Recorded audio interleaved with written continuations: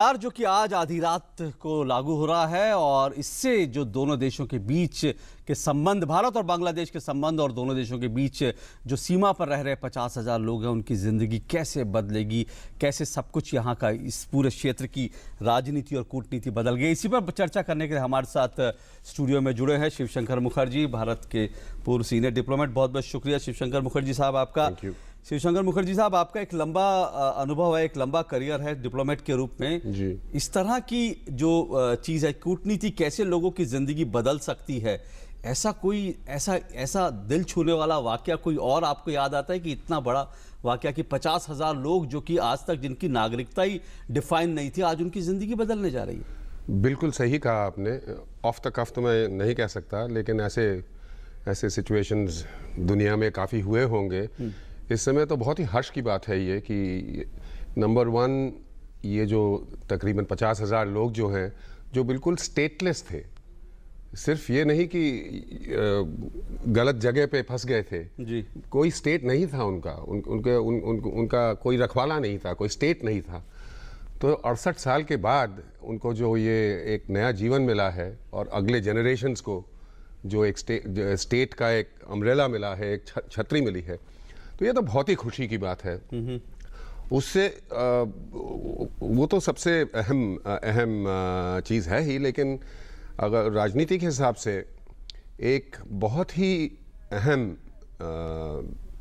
मुद्दा सुलझ गया है जो भारतवर्ष और बांग्लादेश के बीच में था, जो कि ये लैंड बाउंड्री एग्रीमेंट को इम्प्लीमेंट हो गया है। ये बहुत पहले हो जाना चाहिए था और ये हमें ज़रूर कहना चाहिए कि देरी भारतवर्ष के तरफ था, क्योंकि काफ़ी संवैधानिक कानूनी कुछ प्रोसीजर्स में बहुत टाइम लग गया था। बांग्लादेश ने पहले ही रेटिफाई कर दिया था और बांग्लादेश हमारे नेबर्स में से बहुत ही इम्पोर्टेंट जगह रखता है हमारे नेबरहुड में जी। बांग्लादेश के साथ जो बॉर्डर है, जैसे आपके रिपोर्ट ने जिक्र किया, 4,000 किलोमीटर से ऊपर का बॉर्डर सबसे लंबा बॉर्डर है भारतवर्ष का किसी दूसरे देश के साथ।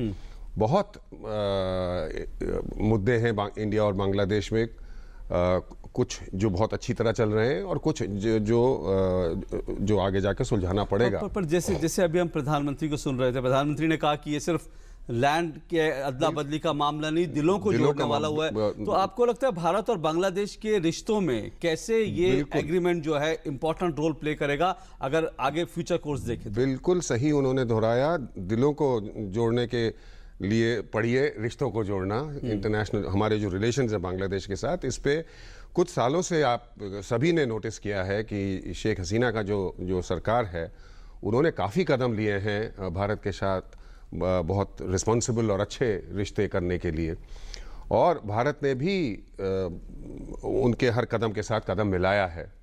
ये जो है ये बहुत इम्पोर्टेंट है, इसको सस्टेन करना चाहिए, इसको आगे बढ़ाना चाहिए। और ये जो एग्रीमेंट अभी इम्प्लीमेंट हुआ है, इसका ऑन द ग्राउंड और सिंबलिज्म के हिसाब से बहुत ही उपलब्धि की बात है। बहुत ही इसका रिलेशन हम दोनों के जो रिश्ते हैं हर क्षेत्र में इस पे प्रभाव पड़ेगा, क्योंकि देखिए जो भी मुद्दे, जो भी रुकावटें आती हैं रिश्तों में, उनका दोनों देशों के कोऑपरेशन के साथ ही सुलझा जा सकता है। आजकल मुक्केबाजी से नहीं सुलझ सकता कुछ और कोऑपरेशन के लिए चाहिए कि जो माहौल हो रिश्तों का, वो एक फ्रेंडशिप का हो, दोस्ती का हो। बिल्कुल। और ये जो एग्रीमेंट अब इम्प्लीमेंट हो रहा है, ये जो 50,000 लोग जो हैं जिनका जीवन बदल गया है, इसका बहुत ही अच्छा प्रभाव पड़ेगा। अब देखिए दूसरे जो मुद्दे हैं, तीस्ता का है, बॉर्डर मैनेजमेंट के प्रॉब्लम्स हैं, स्मगलिंग के प्रॉब्लम्स हैं, ह्यूमन ट्रैफिकिंग के प्रॉब्लम्स हैं, ये सब सुलझा सकते हैं दो देश अगर कोऑपरेट करें। बिल्कुल। और कोऑपरेशन का मतलब है रिश्ते अच्छे हों।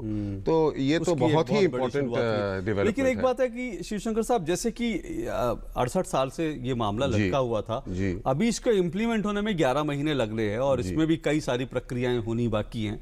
तो आपको लगता है कि इसको इम्प्लीमेंट करने में कोई उस तरह की दिक्कत वाली बात नहीं है और ये आसानी से 11 महीने का जो टारगेट है उसमें इसको काम को पूरा किया जा सकता है? जी, उम्मीद तो यही है कि 11 महीने अगर दोनों सरकार कह रही हैं तो 11 महीने में हमारी सरकार कह रही है, बजट भी दे दिया गया है, हो जाना चाहिए। लेकिन ये उम्मीद शायद 11 महीने में ना हो, 12 में हो, 13 में हो, लेकिन जल्दी से जल्दी हो जाए। सरकार की तरफ से तो ये स्टेटमेंट आया है कि ये रिहैबिलिटेशन के लिए सारा कुछ प्रबंध कर चुके हैं और करेंगे। 3,000 तो करोड़ ये का तो पैकेज दिया गया, तो क्या किस तरह से इसमें जो क्या चीज़ है, क्योंकि बहुत से ऐसे लोग हैं जो कि भारत में आना चाहते हैं, भारत की नागरिकता लेना चाहते हैं, कुछ ऐसे भी हैं जो बांग्लादेश की, तो ये सारी जो प्रक्रियाएं हैं इसको कैसे निपटाया जाए? देखिए, भारतवर्ष में चर्चा तो होती ही रहती है कि हर चीज़ में डिले होता है। जुडिशियल सिस्टम लीजिए, कुछ भी लीजिए, आम आदमी तो यही कहता है कि हर चीज़ जहाँ 1 महीना लगना चाहिए वहाँ सालों लग जाते हैं। लेकिन बहुत ऐसे भी मिसाल हैं जहाँ रिकॉर्ड ब्रेकिंग स्पीड पे भारतवर्ष काम कर चुका है। बिल्कुल, अभी हमने देखा जो बैंकों में खाते खोलने थे, जनधन योजना, जी हाँ, उसमें जी हाँ। बैंकों ने पॉलिटिकल विल की बात है इसमें, मेरे ख्याल से पॉलिटिकल विल है। प्रधानमंत्री तक, प्रधानमंत्री के आरक्षण में उनके नज़र में है, तो पॉलिटिकल विल। और वेस्ट बंगाल जिसके स्टेट गवर्नमेंट का इसमें बहुत ही अच्छा हाथ रहा है, उनके चीफ मिनिस्टर का, तो सबका इसमें एक सहमति है। तो मेरे ख्याल से इसमें कोई रुकावट नहीं आनी चाहिए, बिल्कुल कोई डिले रुकावट नहीं होना चाहिए। फिलहाल बहुत बहुत ये शुक्रिया। इंसानों की जीवन का उनकी वो है, जिंदगी की बहुत बात है। बहुत अरसे से ये वेट कर रहे हैं इस दिन का। तो उम्मीद है कि सब इन जिनका भी ये काम है वो जल्द से जल्द अच्छी तरह कॉम्पिटेंटली करेंगे। जी, बहुत बहुत शुक्रिया शिवशंकर मुखर्जी साहब आपका हमारे साथ जुड़ने के लिए। और जो 50,000 लोग जिनकी ज़िंदगी आज आधी रात के बाद बदल जाएगी, उनको आज का दिन की बहुत बहुत शुभकामनाएं, बधाई उनको कि उनकी ज़िंदगी में आज का ये बड़ा दिन आया, जिसके लिए बरसों से इंतज़ार कर रहे थे और कई तो ज़िंदगियां बीत गई थी आज के दिन के इंतज़ार में। बहुत बहुत शुक्रिया शिवशंकर साहब आपका।